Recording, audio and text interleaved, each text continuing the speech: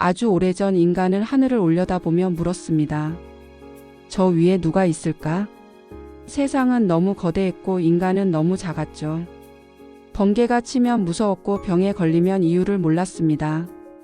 겨울이 오면 태양이 다시 돌아올까 불안했고 사랑하는 이가 죽으면 그게 끝인지 알 수 없었어요. 두려움 속에서 인간은 상상하기 시작했습니다. 우리를 지켜보는 존재, 우리의 고통을 이해하는 누군가가 있을 거라고. 그렇게 신의 이야기가 시작됐습니다. 처음에 신은 자연 그 자체였습니다. 해, 달, 바람, 비 모든 게 신이었죠. 고대 바빌로니아의 신들은 하늘에서 회의를 열었고 이집트의 신들은 죽음과 부활을 반복했습니다. 그리스의 신들은 인간처럼 싸우고 사랑했어요. 왜냐고요? 신은 인간의 거울이었으니까요. 우리는 우리를 닮은 신을 만들고 그 안에서 자신을 이해했습니다. 신은 완벽한 존재가 아니라 인간보다 조금 더 강한 인간이었죠. 그런데 어느 날 놀라운 전환이 일어납니다. 고대 이스라엘의 한 민족이 외쳤습니다. 신은 오직 한 분뿐이다. 그들의 신 야훼는 눈에 보이지 않고 형상도 없으며 인간처럼 변덕스럽지도 않았습니다. 그는 도덕적이고 인격적인 존재였어요. 더 놀라운 건 이 신이 약자의 편이었다는 겁니다. 노예였던 유대인들을 이집트에서 구해내고 억압받는 자들의 울부짖음을 들었습니다. 그들은 고난 속에서도 믿었어요. 신은 우리를 버린 게 아니라 시험하고 계신 거야. 신은 더 이상 하늘의 왕이 아니라 인간의 고통과 함께 존재하는 의미가 되었습니다. 시간이 흘러 예수가 등장합니다. 그의 메시지는 혁명적이었죠. 하나님 나라는 너희 안에 있다. 신은 하늘 위가 아니라 우리 마음속에 있다는 겁니다. 신은 신전에 있는 존재가 아니라 가난한 자와 죄인 곁에 있는 사랑과 자비였습니다. 안식일이 사람을 위해 있지 사람이 안식일을 위해 있는 게 아니다. 그러나 예수가 죽고 나자 그의 가르침은 제도와 교리 속에 갇혔습니다. 신은 다시 논쟁의 주제가 되었고 사람들은 삼위일체를 수학 문제처럼 풀려 했습니다. 하지만 카렌 암스트롱은 말합니다. 신은 이성으로 설명될 수 없다.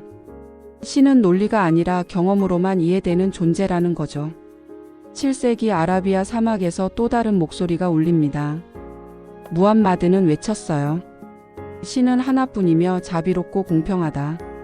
이슬람의 알라는 단순한 창조자가 아니라 모든 존재 속에 흐르는 생명이었습니다. 그래서 이슬람의 신앙은 일상 전체를 신과 연결하는 삶의 방식이었죠. 하루 5번 기도하고 가난한 자에게 의무적으로 구제금을 내는 것 모두 신과 함께하는 삶의 일부였습니다. 하지만 암스트롱은 지적합니다. 종교는 언제나 권력의 유혹에 빠진다. 십자군 전쟁, 지하드, 신의 이름으로 전쟁을 하는 인간의 모습은 신을 가장 크게 외치면서 동시에 가장 멀리 떠나는 아이러니였습니다. 이후 세상은 완전히 달라집니다. 뉴턴은 만유인력을, 갈릴레오는 지구의 운동을 밝혔고 다윈은 인간의 진화를 말했습니다. 천둥은 제우스의 분노가 아니라 정기방전이었고 질병은 신의 저주가 아니라 세균의 결과였어요. 사람들은 묻기 시작했습니다. 정말 신이 필요한가? 계몽주의 시대, 인간의 이성이 세상의 중심이 되자 신은 점점 하늘로 밀려났습니다. 그러던 어느 날 철학자 니체가 선언했죠. 신은 죽었다. 하지만 암스트롱은 되묻습니다. 정말 죽은 건 신일까 아니면 우리가 신을 이해하던 방식일까? 신은 사라진 게 아니라 인간의 낡은 언어 속에서 길을 잃었을 뿐이라는 겁니다. 20세기 인류는 다시 절망을 맞습니다. 2번의 세계대전 600만 명이 학살당한 홀로코스트. 사람들은 절규했어요. 신은 어디 있었나? 신은 침묵했습니다. 아이들이 죽고 도시가 불타는데도 아무 말이 없었죠. 많은 이들이 신앙을 버렸습니다. 이런 세상에 신이 있다면 그는 악마와 다를 게 뭐야? 하지만 암스트롱은 그 침묵 속에서 새로운 가능성을 봅니다. 신은 믿음의 대상이 아니라 사유의 과정이다. 신은 하늘에 앉은 존재가 아니라 우리 안에서 다시 발견되어야 한다는 것이죠. 신은 우리의 도덕, 연민, 사랑, 그리고 고통을 견디며 의미를 찾는 그 과정 속에 살아 있습니다. 홀로코스트 생존자가 인간성을 잃지 않았을 때 전쟁의 폐허 속에서 누군가가 낯선 사람에게 빵을 건넬 때 바로 그때 신은 존재합니다. 암스트롱은 말합니다. 신을 믿는다는 것은 사랑과 연민을 실천하는 일이다. 신은 교리가 아니라 행동 속에서 살아나는 존재예요.